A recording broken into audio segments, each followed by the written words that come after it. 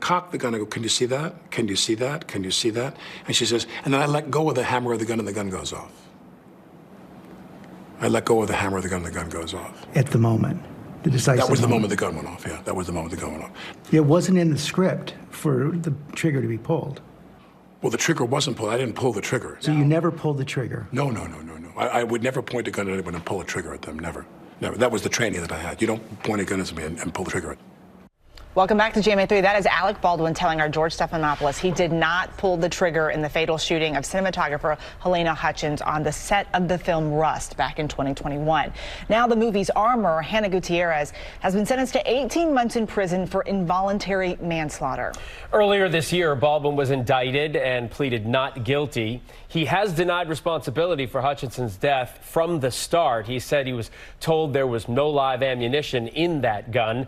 His trial will be in July. Joining us now for another edition of Better Call Brian is ABC News contributor Brian Buckmire himself. Brian, always good to see you. I love working through these legal issues with you.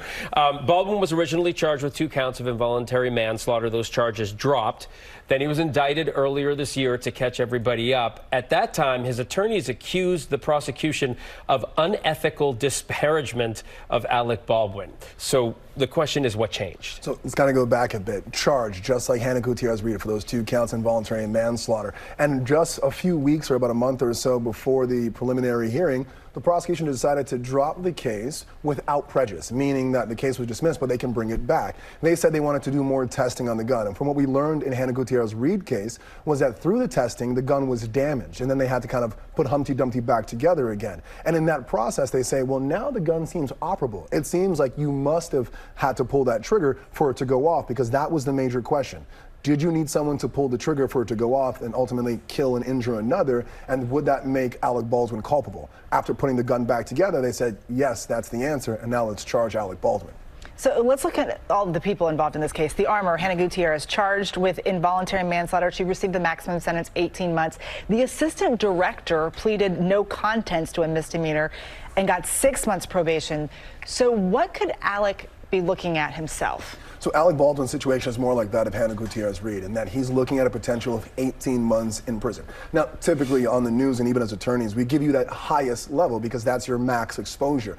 But now this isn't just like a theoretical. It actually seems extremely possible because we've seen Gutierrez get the max in 18 months. And the facts seem to align pretty similarly with that of Alec Baldwin. And even what the judge said, that Gutierrez never showed any remorse. I'm thinking about this from the standpoint of if Alec Baldwin is convicted and he has to go give his statement, he still has a civil case. And his attorney will more likely than not be saying, hey, don't apologize, don't go down that rabbit hole because we still have this civil case. Just say whatever you can to not show that you're guilty elsewhere. And if that's the standard, not showing remorse, Alec Baldwin, if convicted, and it's a big if, could be facing actually 18 months in prison. We showed that clip as we were coming back from break. In paperwork the prosecution filed, they argued that Baldwin told our George Stephanopoulos in that interview that he pointed the gun at Helena Hutchins after she instructed him to, but that differed from what he told police. So could his words be used against him here? If he takes the stand. If he doesn't take the stand, then they can't necessarily use these statements. The big issue here is impeachment. If he takes the stand and he testifies one way or another that's different than the way that he spoke with George Stephanopoulos or different than the way that he spoke with police, prosecutors could use this statement to impeach him, basically saying, well, here you said this and there you said that. So what is the truth? And different stories never work well for a defendant. So yes, those words could definitely be used against him if he ultimately takes a stand. Okay, let's look at this charge. Gutierrez and Baldwin both involuntary manslaughter. So what does it actually mean? And this may be a kind of dumb question, but how can multiple people be charged for the one death? So I'll answer that backwards. Think about it this way. It's about where the wrong exists in the execution of an action, right? So just like the three of us are sitting here, we're speaking on camera, but there are great people behind the camera. There are great people doing audio. If someone messes up in the audio and then we say something incorrect, that person can be wrong and we can be wrong. The same thing with the TV and whatnot. But when it comes to the two different theories, we're talking about negligent use of a firearm and felony misconduct with total disregard or indifference for safety of others. Basically recklessness and negligence. And that's how those theories can be used against Alec Baldwin. All right, Brian Buckmire, it's always good of you to sort it out for us. Thanks so much. We'll certainly be watching this.